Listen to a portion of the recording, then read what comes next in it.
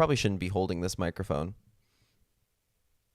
But who's going to stop me? I will. I'll stop me. Good morning, everybody. Happy Saturday. I am Lachlan. I am writing the Stanchies today for the Vancouver Canucks and the Montreal Canadiens, a Saturday afternoon tilt on Hockey Night in Canada. We should probably address the elephant in the room, which is the biggest sports story in Canada right now. That's right.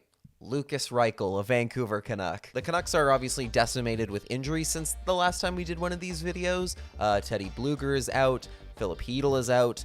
Jonathan Lecker-Mackey is out. There's just the hospital wing at Rogers Arena is a little stuffed right now, which is why the Canucks went out and got Lukas Reichel from the Chicago Blackhawks. The Canucks have been talking to Chicago about making this deal for about a month now. This has been something that has been ongoing, or at the very least was definitely of interest to the Canucks even before all the injuries, and it took those injuries to maybe bring it to fruition finally. In Reichel, they're getting a player who is a winger, or has been a winger for most of his NHL career, but he is also a natural center. He has played both positions frequently throughout his career.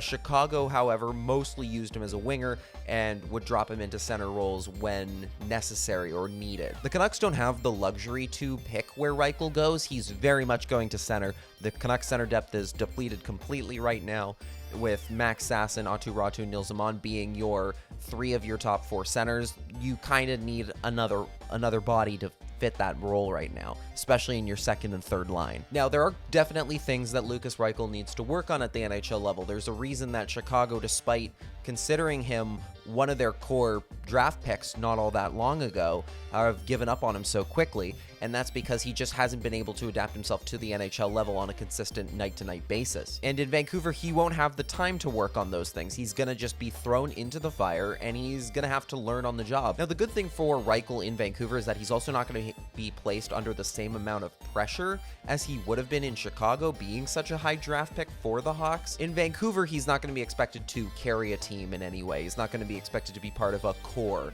He's very much supporting cast here, and that will give him the benefit of a little bit more time, a little less scrutiny, and overall just a much more constructive environment for him to better his game. Now, one of the things that Reichel does have going for him right as he joins the Canucks, and the Canucks in turn get right away from him, is that he does have good foot speed. He averages out to be in the top third of the fastest skaters in the NHL, meaning that he brings a little bit of extra foot speed to the Canucks, which is a position that the Canucks simply don't have a lot of. And that couldn't come at a better time against the Montreal Canadiens, who are a team that is very, very fast. A couple of years ago, maybe you write off a game against the Canadiens as a bit of an easy matchup, but that is completely not the case anymore. These Canadiens are high-flying, they're young, they're talented, and they have everything going well for them right now. Montreal is currently the highest scoring team in the National Hockey League. They have played only one more game than the Canucks, and yet they have scored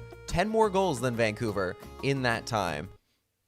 I know. Cole Caulfield is leading the way with 7 goals for the Canadiens so far. He is obviously a lightning rod for their offense, as is Nick Suzuki, who has 12 points already, 11 of those being assists. And you can't forget about a guy like Lane Hudson, who was last year's Calder Trophy winner as the league's top defenseman. He has 8 points as well. The big thing the Canucks can take away from playing Montreal, and they're going to have to take away watching the Canadiens work their magic, is that the Canadiens are a team that are finding ways to score from every part of the ice, something the Canucks have really struggled with to start out the season. If you look at these zone maps from the NHL Edge website, you can see that the Canadiens are getting goals more or less from every single part of the ice, whereas the Canucks have very much been cornered off only to about the front of the net, the highest danger opportunities, and a little bit off that right way. And even in the spot where the Canucks have most of their goals, which is right in front of the crease with 11 goals, the Canadiens are beating them in that department. They have 13 from there. One of the most alarming trends for the Canucks, at least in the early going of this season, is the fact that they have no goals from near the blue line. The Canucks simply cannot get a shot through without it being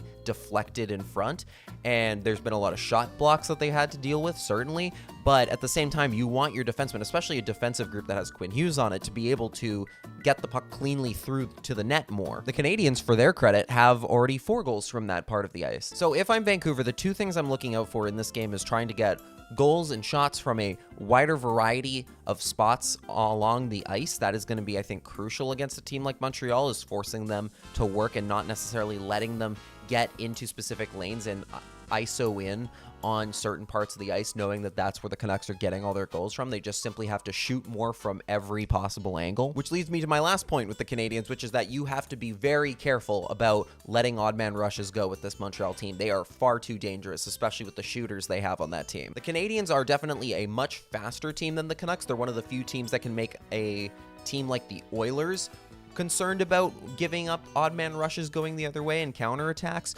And Vancouver, as a relatively slower team, definitely has to be a lot more cautious about it, meaning maybe a few less pinches from the defense in close quarters or in risky situations. You're definitely going to want to be more careful about having two guys back there at all times and not letting the Canadiens get far too many numbers going the other way. And it also means it's going to be probably a busy night for Thatcher Demko today. So definitely Vancouver has to be very careful, especially of who's on the ice, because if Cole Caulfield is coming down in that direction, if you've got Ivan Demidov or Nick Suzuki coming, even though he only has one goal, the fact of the matter is the Canadiens have far too many shooters to let any of them go. They're far too dangerous with time and space. And with that, it's time to play hockey. Thank you so much for watching this video. Please make sure to click the like button and hit subscribe if you enjoyed this video. We'll definitely be making more of these throughout the season.